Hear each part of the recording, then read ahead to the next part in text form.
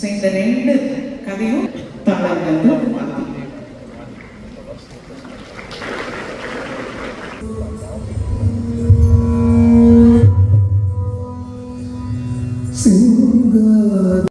இந்த மேடையில் தெரிந்து கொண்டு இந்த நிகழ்ச்சியில் கலந்து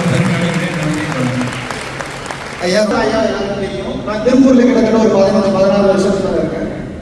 14 வருஷம் மேல கம்மியா சொல்றேன் நினைக்கிறேன். ஞாபகம் நான் ஸ்கூல் படிச்சுட்டு இருந்த காலத்துல ஐயா பெரிய ஹீரோ. திருப்பூர் கோயம்புத்தூர் சைடு போயிட்டு ஐயா தான் பாஸ். வேற ஒரு டைமா பேசுறது அவர்கள் சொல்ற வேற ஒரு மைக்கோல் கல்வி மனப்பழக்கம்ன்ற மாதிரி பெரிய பெரிய ஆண்டோர்கள் சான்றோர்களை பார்த்து இவர்களுடைய சமூக சேவைகளை பார்த்து நிறைய இன்ஸ்பயர் ஆகிய சத்தியமான உண்மை. ஐயாவுக்கு முன்னாடி சந்திச்சதுல அது சத்தியமான உண்மை இந்த விஷயத்துக்கு முன்னாடி. ஆனா ஐயாவை நிறைய இன்ஸ்பயர் ஆகிய நிறைய விஷயங்கள் வந்து கேள்விப்பட்டிருக்கேன். ஸோ ஒரு முக்கியமான சமயத்துல வந்து நிறைய பேருக்கு ஐயா போன்ற ஆட்களை, ஆனா அவருக்குள்ள இருக்கக்கூடிய நல்ல மனம் பல பேருக்கு தெரியாது. அரசியலையும் தாண்டிய ஒரு மாமனிதர். அதனால நன்றி சொல்ல வேண்டும் என்று கடைப்பட்டேன். நிறைய பேர் கேட்டாங்க, என்னங்க ஐயாவுக்கு இருக்கீங்க அரசியல் ரீதியாக நினைச்சாலும் நினைச்சிட்டு போறாங்க, என்ன போக நினைக்கிறாங்க நினைச்சாரு. நமக்காக ஒரு மனிதன் முன்னே நிற்கிறார் என்றால் அந்த மனிதனுக்காக கடைசி வரைக்கும் நம்ம முன்னாடி நிற்கணும். தெரிந்தோ தெரியாமையோ என்னுடன் இருந்த ஐயா காளேஸ்வர சுப்பிரமணியன் அவர்களுக்கு மீண்டும் மீண்டும் சேவைகள் தொடரட்டும், உங்களது அறப்பணிகள் தொடரட்டும். உலகெங்கிலும் உங்களது வெளியில பார்க்குற உருவத்தோட அழகுலேருந்து ஆரம்பிச்சு அந்த உள்ள அழகு, செயல் அழகு எல்லாமே அழகு. ஆனா நமக்கு புரிய இடம் மட்டும் புரிய ஒரு அழகு. எப்படியான நம்ம ஊர்ல இருக்கிற அழகத்தோட ஒரு சின்ன மலை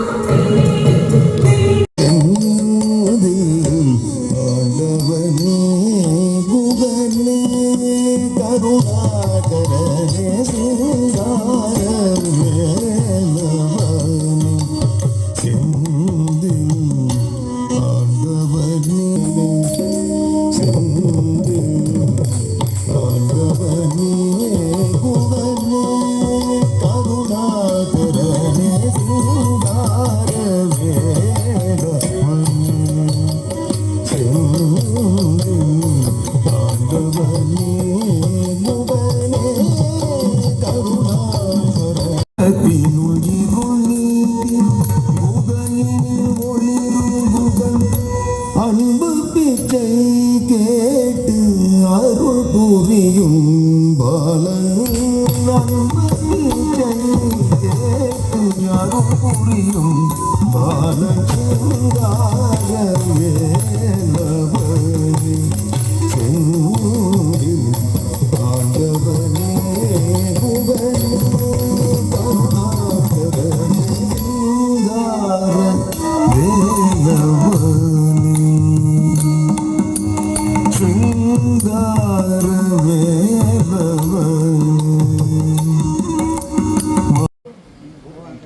குருஜி பெருமதிப்பிற்குரிய ஸ்ரீ மகாவிஷ்ணு அவர்கள் இங்கே நம்முடன் அறக்கட்டளையின் பாங்கான திருவடிவம். இவர் மனித வாழ்வின் லட்சியம் பகரும் மக்களை ஆலமரமாய் உயர்த்தி பிடிக்கும் அமுத சுரபி இவர்.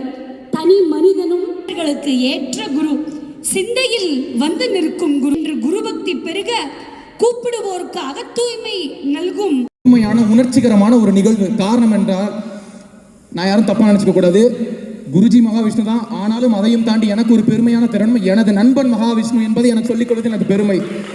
காரணம் என்னவென்றால், நீங்கள் பார்த்தீங்கன்னா ஒருத்தர் சினிமாவில் டேரக்டர் ஆகிறாரு அப்படின்னா அவர் கூட ஒரு ஃப்ரெண்டு இருந்தார், கஷ்டப்பட்ட காலத்தில் இருந்தார், அப்படி இப்படிலாம் நிறையா இருக்கும். அது ஒரு வரலாற்று பதிவாகும். அப்போது ஒரு டேரக்டர் அவர் ஆயிருந்தார், மகாவிஷ்ணு அவர்கள் ஒரு டேரக்டர் ஆயிருந்தார் அப்படின்னா ஒரு ரீல் ஹீரோவாக இருப்பார். இப்போ ஒரு டேரக்டர், ஒரு ஃபேம், ஒரு செலிபிரிட்டி, ஒரு ஆக்டர் என்ன இருந்தாலும் ஒரு ரியல் ஹீரோ. ஆனால் இன்னைக்கு அவர் செய்யக்கூடிய வேலை இருக்கு பார்த்தீங்களா, he is the real hero அப்படின்றத நம்ம தேங்க்யூ ஸோ மச்.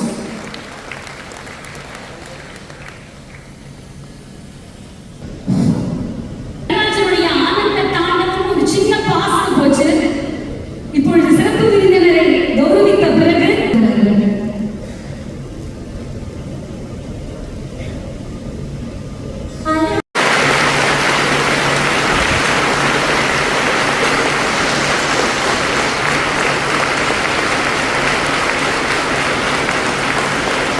அவர் மீது ஒரு வழக்கு கொடுக்கப்பட்டது.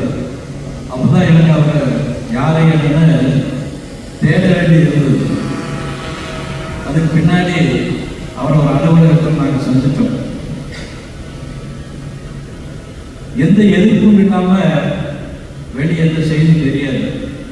குறிப்பாக இன்னைக்கு தைப்பூசம் முருகன் திருப்பரங்குன்றத்தில் எதிர்ப்பு தெரிஞ்சனுடைய அந்த மலையை பற்றி முருகரை பற்றியும் இன்னைக்கு தேட ஆரம்பிச்சிருக்காங்க. அந்த மாதிரி ஒரு மகாவிஷ்ணு வந்து அவர் யாரு என்ன அப்படின்னு ஒரு தேட வேண்டிய சூழ்நிலை இருக்குது. நிச்சயமா அவர் வந்து மிக பெரிய அளவில் வந்து நம்ம ஆன்மீக கருத்தை கொண்டுட்டு போய்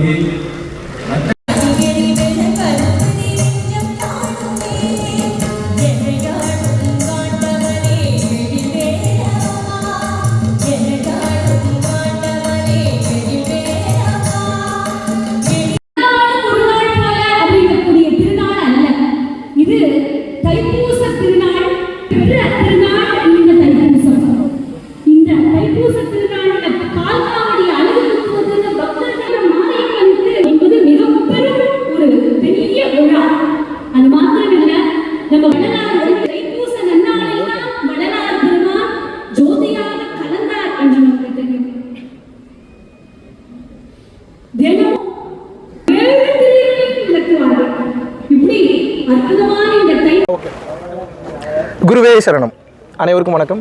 அனைவரையும் கோயம்புத்தூரில் சந்திப்பதில் மிகவும் மகிழ்ச்சி அடைகிறேன். ஸோ நம்ம ஒவ்வொரு வருடமும் முருகப்பெருமானுக்காக தைப்பூச திருவிழாவை முன்னிட்டு, தைப்பூசத்தை முன்னிட்டு வந்து பார்த்திங்கன்னா நமது தமிழ் வழி சித்தர்கள் கலாச்சாரத்தின் அடிப்படையில் வந்த மெய்யியல் கல்வியை முன்னுரையாக வைத்து, முன்மாதிரியாக வைத்து திருச்சிற்றம்பல கல்வியை அடுத்த கட்டம் கொண்டு போவதற்குண்டான ஒரு முழுமுதற் முயற்சியாக வந்து பார்த்தீங்க அப்படின்னா மெய்ஞானத்தையும் மாடர்ன் சயின்ஸையும் இரண்டையும் ஒன்றிணைத்து அற்புதமான, அதாவது இப்போ மனுஷன் எதுக்காக எல்லாரும் ஓடிட்டு இருக்கோம், மேனிஃபெஸ்ட் பண்ணணும், வேணுங்கிறத ஈஸியாக அச்சீவ் பண்ணணும். அப்போ மனிதனுடைய உடம்புல இருக்கக்கூடிய ஆற்றல் ஓரளவுக்கு தான் பொருள்களை அடையிறதுக்கு அச்சீவ் பண்ணுது. அப்போ நம்ம என்ன பண்ணுறோம், உயிர் சக்தியாகிய ஆன்மீக சக்தியை, ஆன்ம சக்தியை உடலில் அதிகப்படுத்தும் போது மெடிடேஷன் மூலியமாகவோ, தான தர்மங்களின் மூலியமாகவோ, இல்லை வந்து நம்ம வேறு ஏதாவது ஜீவகாருண்யத்தின் மூலியமாகவோ அதிகப்படுத்தும் போது ஒரு காலகட்டத்திற்கு மேலே என்ன ஆகும்னா, we can achieve anything that we need in this world in a short span of time. அது எப்படிப்பா பாசிபிள்? இறையருள் என்பது என்ன? எனர்ஜின்னு அர்த்தம். ஃபோட்டான் சொல்கிறோம் இங்கிலீஷில். அப்போ அந்த ஃபோட்டான் கதிர்களையும் நமது அருட்சக்தியாகிய உபகார சக்தியை உடம்புல எப்படி அதிகப்படுத்துறதுன்னு தெரிஞ்சுன்னா we will become a magnet. நம்ம ஒன்ஸ் மேக்னெட் ஆகிட்டோம்னா இந்த உலகத்தில் எதை வேண்டுமானாலும் அச்சீவ் பண்ண முடியும். ஸோ அப்படிப்பட்ட அந்த சாகா கல்வியை, ஞானத்தை உணரக்கூடிய கல்வியை, ஸோ 16 செல்வங்களும் பெற்று பெருவாழ்வு வாழுங்கன்னு சொல்லுவாங்க. அதில் ஒரு செல்வம் வந்து பணம், அதில் இன்னும் ஆயுள் இருக்குது, அதுக்கப்புறம் வந்து பார்த்திங்கன்னா அறிவு இருக்குது, கல்வி இருக்குது, ஞானம் இருக்குது, நிறைய இருக்குது. அந்த வகையில் பார்க்கும்போது பணமும் ஒரு செல்வம் தான். பணத்தையும் அடைந்து அனைத்தையும் அடைவதற்குண்டான ஒரு மாபெரும் வழியாக வந்து பார்த்திங்கன்னா முழுக்க இந்த ஞான கல்வி என்பது பயன்படுகிறது. நமது பரம்பொருள் அறக்கட்டளையை சார்ந்தவர்கள் அனைவரும் இந்த ஞான கல்வியை கற்றுக்கொண்டு அற்புதமாக உலகெங்கிலும் வந்து பயணம் பண்ணிட்டு வராங்க. ஸோ அந்த வகையில் போன வருடம் வந்து பார்த்திங்கன்னா நம்ம சென்னை அமிர்தா பேலஸில் கிட்டத்தட்ட ஒரு அற்புதமான சக்தி வாய்ந்த உடலில் வந்து இருக்கக்கூடிய அந்த நாடி நரம்புகள்லாம் ஆக்டிவேட் பண்ணக்கூடிய அந்த நயன தீட்சைன்னு சொல்லுவாங்க, பார்வையினாலேயே தொட்டு தூண்டுதல். ஸோ அந்த ஆற்றல் நிலையில் பல்வேறு விதமான ஒரு அருள் அனுபவங்களை வந்து போன வருடம் வந்து கொடுக்க முடிந்தது. ஸோ அதன் தொடர்ச்சியாக இறைவனின் அருட்பெரும் பேராற்றலுடன், அருட்பெரும் ஆசிகளுடன் ஸோ இந்த முறை வந்து கோயம்புத்தூரில் நம்ம வாசவி மித்ரா மஹாலில் பண்ணுறோம். முதல்ல இந்த அற்புதமான வாய்ப்பை வழங்கி எங்களுக்கு வந்து இப்படிப்பட்ட வாய்ப்பை வந்து எங்களுக்கு ஏற்பாடு செய்து கொடுத்த காவல்துறைக்கு இந்த நேரத்திலே என் மனமார்ந்த நன்றியும் வணக்கத்தையும் வந்து தெரிவித்துக் கொள்கிறேன். அது மட்டும் அல்லாமல் காவல்துறை உடனிருந்து எங்களுக்கு இந்த மாதிரி ஒரு விஷயம் இருக்குது, அது பண்ணணும்னு தெரிஞ்ச உடனே எந்தவித மறுப்பும் இல்லாமல் நீங்கள் தைரியமாக பண்ணுங்கள், எந்தவித குறையும் இல்லாமல் பண்ணுங்கன்னு சொல்லி ஸோ இந்த தெய்வ காரியத்திற்காக முன்னிருந்த தற்போதைய அரசாங்கத்திற்கும் இந்த நேரத்தில் மீண்டும் ஒரு முறை நன்றியை சொல்ல கடமைப்பட்டுள்ளேன். ஸோ நீங்கள் ஏதாவது கேட்கல கேள்வி பாராட்டுறேன். பரம்பொருள் யோகம் அப்படின்றது மட்டும் இல்லை, யோகம் அப்படின்னா என்ன அப்படின்னா இணைதல்னு பொருள். எது இது எதோட இணையுது? மனம் ஆன்மாவோடு இணைந்தால் அதுக்கு பெரிய யோகம்.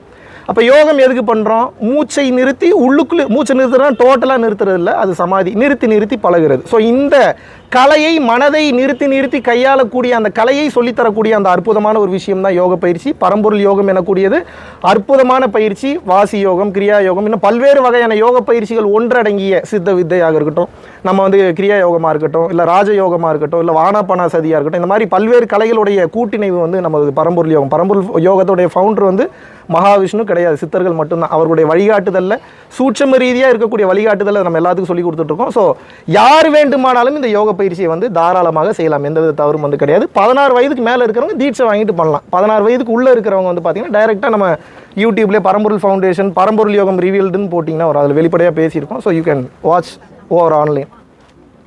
அதான் நானே சொல்லிட்டேன் முதல்ல, எனக்கும் கஷ்டமாக தான் இருக்குன்னு. பிரதர், பணம் இல்லாமல் எதுவுமே பண்ண முடியாது. இந்த மைக்கே என்ன ஒரு 350 ரூபா வருமா ப்ரோ?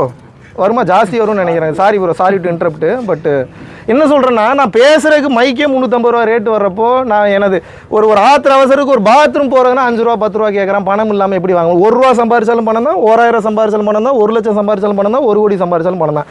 பெறுவதில் எந்த தவறும் இல்லை இந்த உலகத்தில். தொல்காப்பியர் தெளிவாக சொல்கிறார், பெரு, உன் மொத்த தேவைக்கும் பெரு, எந்தவித தவறும் இல்லை. ஆனால் இந்த உலகத்தை விட்டு நீ செல்வதற்கு முன்னால் ஈதல் எனும் குணத்தால் அத்தனையும் கொடுத்து விடுங்கிறார். இங்கே எல்லாரும் பெறுறோம், அதில் பிரச்சனையே இல்லை, கொடுக்கறதுக்கு மறந்துடுறோம், அதான் ப்ராப்ளம்.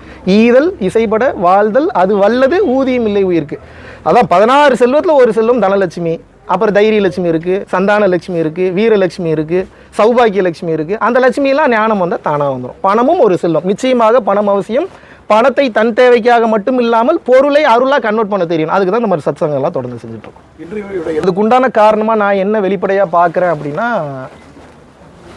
சொல்லலாமா வேணாம்? சரி சொல்லுவோம், அப்புறம் நம்ம வாயும் சும்மா இருக்க மாட்டேங்க.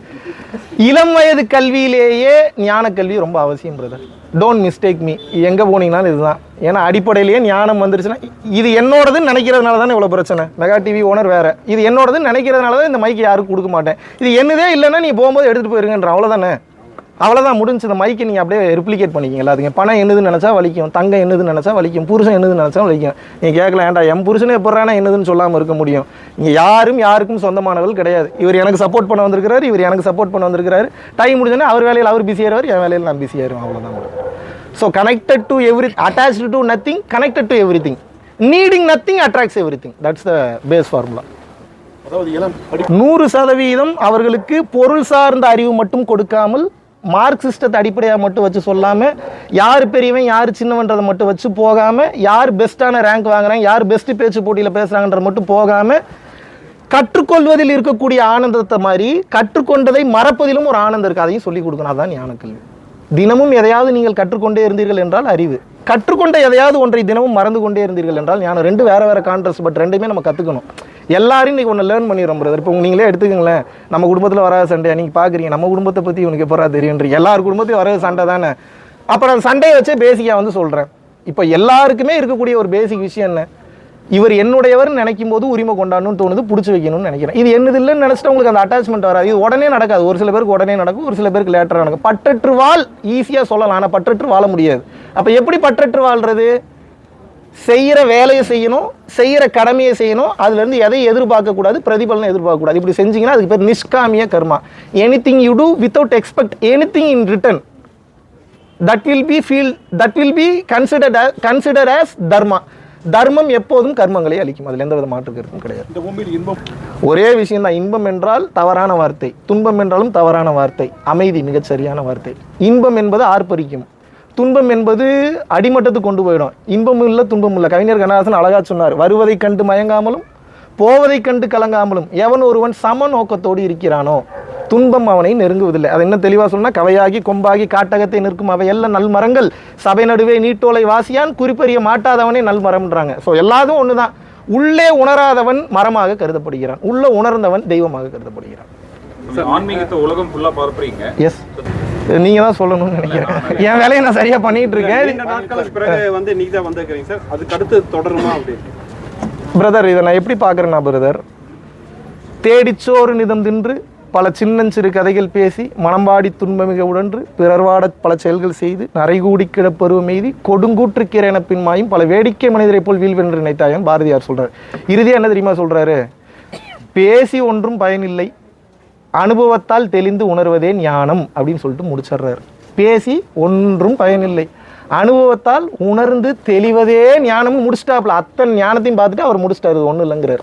ஸோ அந்த வகையில் பார்க்கும்போது இந்த உலகத்திற்கு அனைத்தும் அவசியமான ஒன்று தான். இந்த மாதிரியான சூழ்நிலையில் தடைகள் என்பது இது சூழ்நிலை பிரதர், சூழ்நிலை தான் கிரியேட் பண்ணுது. தனி மனிதன் எப்போதும் வந்து பிரச்சனைகளை கிரியேட் பண்ண முடியாது, சூழ்நிலைகள் தான் பிரச்சனைகளை கிரியேட் பண்ணும். நம்ம என்ன பண்ணுறோம், தனி மனிதன்ட்ட சண்டைக்கு போயிடுறோம்.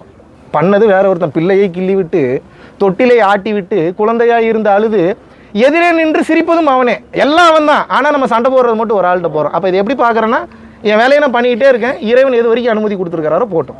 அனுபவம் தான் சிறந்ததுங்கிறீங்களா? அனுபவம் மட்டும்தான் சிறந்தது. அனுபவத்தை தவிர இந்த உலகத்தில் சிறந்த கல்வி எதுவுமே கிடையாது. அனுபவம் மட்டும்தான் நாலேஜ். புரியல பேச்சோட அனுபவம் பிரதர், நீங்கள் அனுபவம் இருந்தால் தான் முதல்ல பேசவே முடியும். சும்மா நார்மலாக பேசுறது வேற, அது யார் வேணாலும் பேசலாம். ஹிட்டிங்காக இருக்கணும், வின்னிங்காக இருக்கணும், இன்ஸ்பைரிங்காக இருக்கணும், டவுன் டு எர்த்தாக இருக்கணும், டெம்பரன்ஸோடு இருக்கணும். அதெல்லாம் இருக்குல்ல, அதெல்லாம் அனுபவத்தில் தானே ஒரு அனுபவம் இல்லாமல் எப்படி வரும்? இன்றைய இளைஞர்களுக்கு நீங்கள் கடைசியாக சொல்லிக்கிறது, I love you all, please love every one, spread love. போதுங்க, நிறைய கோடீஸ்வரங்களை பார்த்தாச்சு, நிறைய ரோல்ஸ் ராய்ஸ் கார் பார்த்தாச்சு, நிறைய பென்ட்லி பிஎம்டபிள்யூ நிறைய பார்த்தாச்சு, நிறைய அட்வைஸ் பார்த்தாச்சு. இப்போ இந்த உலகத்துக்கு என்ன வேணும்னா லவ்வர்ஸ் வேணும். லவ்வர்ஸ் நீ நினைக்கிற லவ்வர்ஸ் இல்லை, நான் இருக்கேன்டா, வாடா பார்த்துக்கலாம்டா, ஒன்றும் இல்லைடா. அந்த தைரியத்தை கொடுத்துட்டீங்கன்னா போதும், அந்த பிரச்சனைலேருந்து வெளியில் வந்துடும். இன்றைக்கி அதை சொல்கிறதுக்கு ஆள் இல்லை. This world is completely in the need of more motivational speakers, more healers, more fun-loving persons, more sportive persons. ஒன்றும் இல்லைடா பார்த்துக்கலாம் வாடானா முடிஞ்சு போச்சு பிரச்சனை. நீ இப்படி பண்ணலாமான்னா தூக்கில் தொங்கிடுவாங்க. இப்படி நிறைய இடத்துல நடக்குது. அதனால தான் சொல்கிறேன், ஈஸி, ஜாலியாக போங்க, ஜாலியாக போகலாம். வாழ்க்கையே ரொம்ப சிறப்பானது, ஜாலியாக அனுபவிக்கலாம். பிரதர், எந்த ஒரு கண்டுபிடிப்புன்னு எடுத்துக்கிட்டாலுமே அதில் ப்ளஸ் அண்ட் மைனஸ் ஜாஸ்தி இருக்குது. எஸ்பெஷலி இன் டெக்னாலஜி கெடுதல்கள் ரொம்ப ஜாஸ்தி. அப்போ என்ன அப்படின்னா, அளவுக்கு மிஞ்சினாலும் அமிர்தம் நஞ்சு தான். நீங்கள் அமிர்தத்தவே அதிகமாக குடித்தாலும் விஷமாகும் போது நம்ம அப்புறம் டெக்னாலஜிலாம் சொல்லவா வேணும். அளவாக பயன்படுத்திக்கலாம், லேர்னிங்க்கு வச்சுக்கலாம். அடிக்ட் ஆகும். இதில் ஒரு சின்ன டிப்ஸ் மட்டும் சொல்லி கொடுத்துட்றேன். ஒரு 10லேருந்து 15 நிமிஷத்துக்குள்ளே நீங்கள் எப்போயாவது உங்களோட ஃபோனை எடுத்து அப்படி நோண்டும் போது ஒரு 10 நிமிஷம் நீங்கள் ஃபோனை வச்சுருங்க அப்படின்னா, அடுத்த 10 நிமிஷத்துலேயே 5 நிமிஷம் எடுன்னு சொல்லும். அது எடுன்னு சொல்லும்போது உங்களால் எடுக்காமல் இருக்க முடியும்னா நீங்கள் ஜெயிச்சிட்டீங்க. அது முடியுதான்னு மட்டும் பாருங்கள். இல்லை அது முடியலன்னா நம்ம இன்னும் நம்ம இது பண்ணுவோம். ஐயா, தமிழ்நாட்டில் ஒரு மிகப்பெரிய ஒரு ஆன்மீகவாதி, அவரோட வாரிசாக உள்ள நியமிக்கிறத ஒரு பேச்சடி வருது. அவர் மட்டும் வாரிசு, நீங்களே வாரிசா எடுத்துக்கோங்க, நீங்களே எடுத்துக்கங்க. நான் எல்லாரும் வீட்டு புள்ள தானே ப்ரோ, அவர் எடுக்கிறேன்னா சந்தோஷம் தானே bro. I love you all. வேற ஏதாவது இருக்கா? ரஜினிகாந்த் வந்து ஆன்மீகம் வந்து எல்லாருக்குமே அதை கற்றுக்கணும், ஆன்மீகம் வந்து அவ்வளவு முக்கியம் இருக்கிற யங்ஸ்டர்ஸ் அப்படின்னு ரஜினிகாந்த் சொல்லியிருக்காரு. இதை பத்தி நீங்க என்ன நினைக்கிறீங்க? 100% மாற்று கருத்து இல்லை. ஆன்மீகம் என்பது மனிதனுக்கு உண்டானதல்ல, 84 லட்சம் யோனி பேதங்களுக்கும் உண்டானது. உலகத்தில் உயிர்களாக பிறந்த ஒவ்வொரு உயிருக்கும் இந்த உலகத்தில் வாழ்றதுக்கு உரிமை உண்டு. இப்போ நான் சிம்பிளாக ஒன்று கேட்டால் உங்களுக்கு புரிஞ்சிடும். மனுஷன் என்ன பண்ணுறான், தன்னோட அறிவு கம்மியாக இருக்கிற உயிரினங்களாக கொண்டுட்டு இதெல்லாம் படைக்கப்பட்டதே இதுக்குதான்றான். பாராட்டணும், சூப்பர், நல்ல ஐடியா, நல்ல அறிவு. நான் என்ன கேட்குறேன், 8 அறிவு இருக்கக்கூடிய ஒரு உயிரை இப்போ இறைவன் படைச்சு 6 அறிவு இருக்கிறதெல்லாம் போட்டு தள்ளு அப்படின்னாரா நம்மளால் ஏற்றுக்க முடியுமா? Think about it. குருகடாட்சம் நல்லதே நடக்கும்.